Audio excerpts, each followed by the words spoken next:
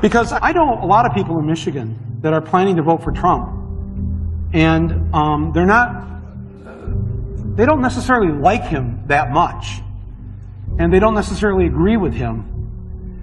They're not racist and rednecks, they're actually pretty decent people. And so I wanted to sort of, after talking to a number of them, I wanted to write this. And Donald Trump came to the Detroit Economic Club and stood there in front of the Ford Motor executives and said, if you close these factories as you're planning to do in Detroit and build them in Mexico, I'm going to put a 35% tariff on those cars when you send it back, and nobody's going to buy them. It was an amazing thing to see. No politician, Republican or Democrat, had ever said anything like that to these executives. And it was music to the ears of people in Michigan and Ohio and Pennsylvania and Wisconsin, the Brexit states. You live here in Ohio, you know what I'm talking about. Whether Trump means it or not is kind of irrelevant, because he's saying the things to people who are hurting. And it's why every beaten down, nameless, forgotten working stiff who used to be part of what was called the middle class loves Trump.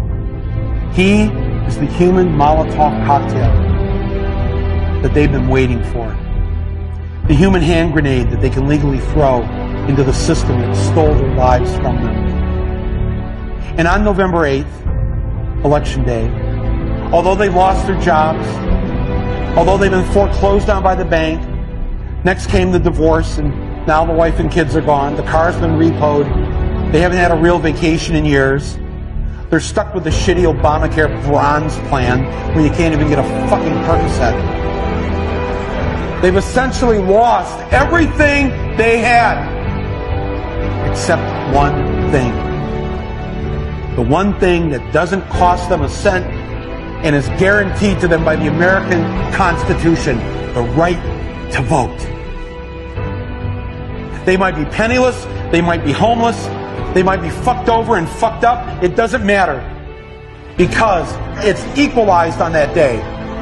A millionaire has the same number of votes as the person without a job. One. And there's more of the former middle class than there are in the millionaire class. So on November 8th, the dispossessed will walk into the voting booth, be handed a ballot, close the curtain, and take that lever, or felt pen or touchscreen, and put a big fucking X in the box by the name of the man who has threatened to upend and overturn the very system that has ruined their lives. Donald J. Trump. They see that the elites who ruined their lives hate Trump. Corporate America hates Trump. Wall Street hates Trump. The career politicians hate Trump. The media hates Trump after they loved him and created him, and now hate him. Thank you, media. The enemy of my enemy is who I'm voting for on November 8th.